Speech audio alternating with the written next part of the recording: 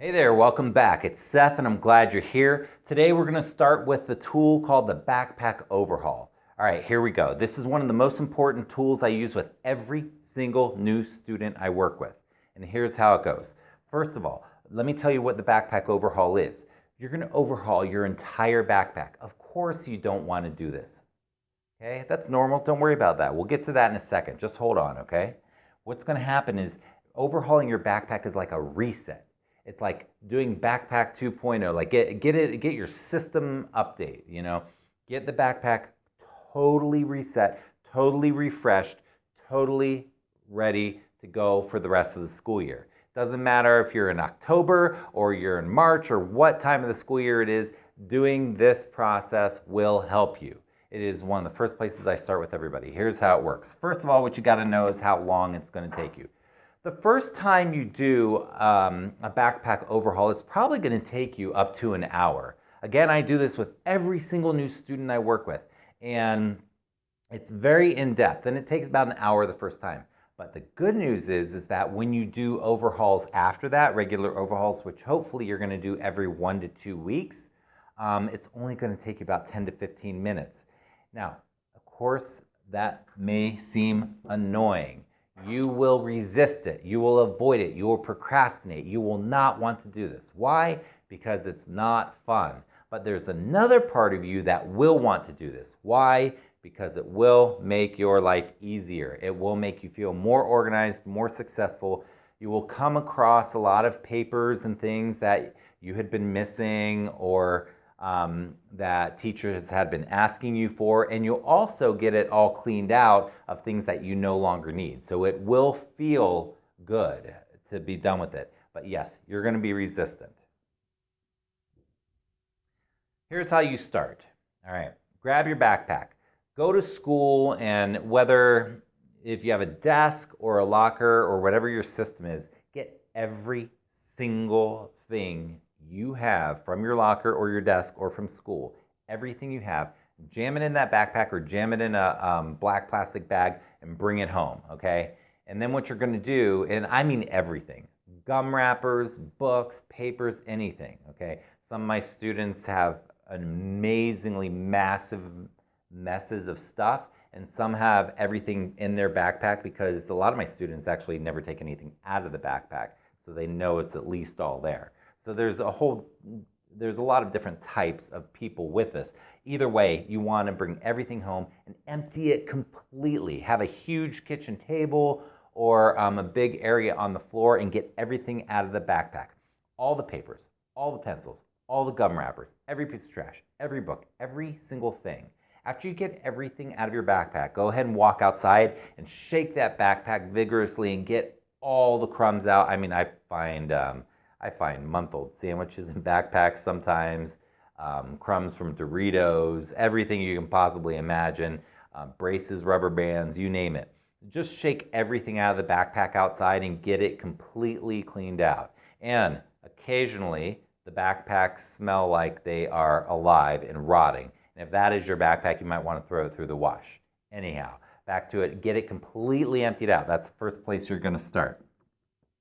Next, you're going to start going through the things systematically in the backpack. It doesn't matter what order you go through them, but here's what I do with students.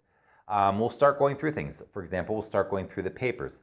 We literally look at every paper once and for all. I have two types of students, the ones that want to rush through it and really don't want to soak it in. And with them, I have to get them to be like, what is this paper? And here are some, and then I have students who are willing to really look at it and think about it. Anyhow, here's what you want to ask yourself when you're looking at papers. First of all, do I need this paper? And then if the answer is no, throw it away or recycle it. Or if you're afraid that you might be throwing something away that you might need, archive it. You should have a box at home called Archive. It can be a cardboard box. It can be a nice box. I don't care. But you can throw it in that archive in case you need it. But basically, if you don't need the paper, you're either going to throw it away, recycle it, or put it in an archive box. If you need the paper, then I want you to ask yourself, why do you need this? Some of my students like to keep things that they really don't need. And if you really don't need it, please get rid of it. There's no need to save all these papers. unless you really need it. So ask yourself if you really need it. Then start separating them into class. So a lot of times as we separate them, we'll have a math pile, a science pile, a lit pile, a foreign language pile, whatever your classes are, start separating the papers into those piles. It doesn't have to be neat. And then after they're in those piles, you're going to go through those piles individually and really look at, is your name on the paper? If it's not, get your name on the paper. Should you do something with the paper? Does it need to be done? Is it homework that needs to be turned in? If so, you probably want to put it in a queue. I have a video on my site. If you look up the word Q-U-E-U-E on my website in the search form, it will bring up this article and video all about the queue. It's basically like a homework folder. But if it needs to be done, get it in a pile of things that need to be done. In other words, remove it from the subject and have a pile of things that need to be addressed, okay? And then continue to go through the piles and organize them, get them in the order you want, put them back in the folder, and get all of those folders reset. So that now each folder only contains the papers that you need to have, and the things that are important are either on top of those, inside those folders, or they're in a queue or a homework folder so that they can be addressed.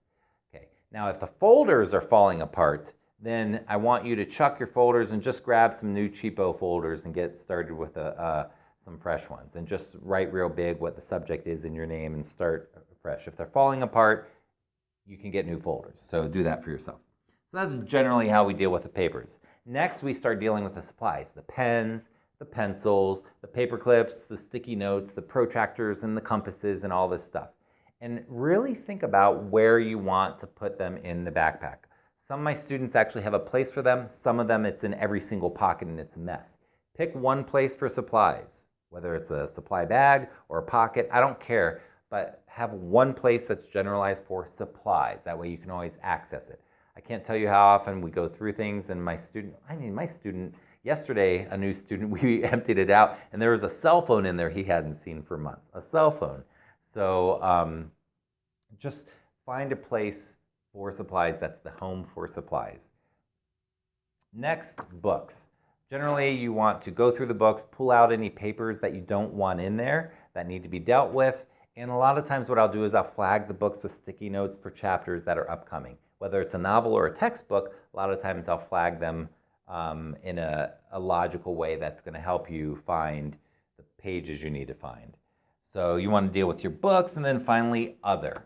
Okay, other can be keys, wallet, school ID,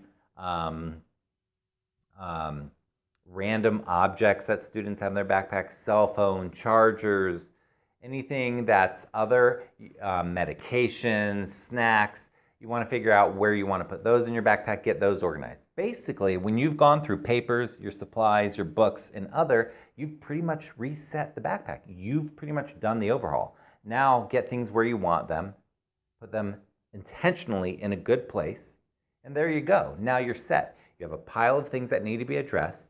Everything else has a place. You're ready to rock and roll. This has taken you, again, about an hour. And what I want you to do is try this. Do the overhaul this weekend. Set out an hour or so where you're going to focus on the overhaul. You can have a parent or a friend, a really organized friend of yours or something, help you go through it, or you can do it on your own. But go ahead and do the overhaul.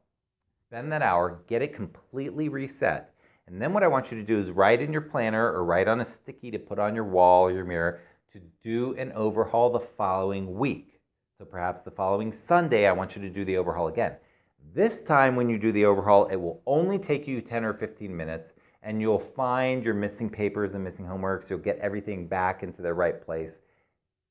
You will have things out of place. That's part of your personality. It's okay.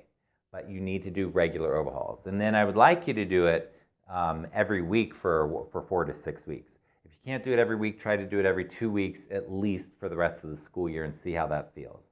Good luck to you. This is going to be an awesome tool. It is really powerful. I use it all the time with my students. I hope it helps you, and I'll see you soon. Be well.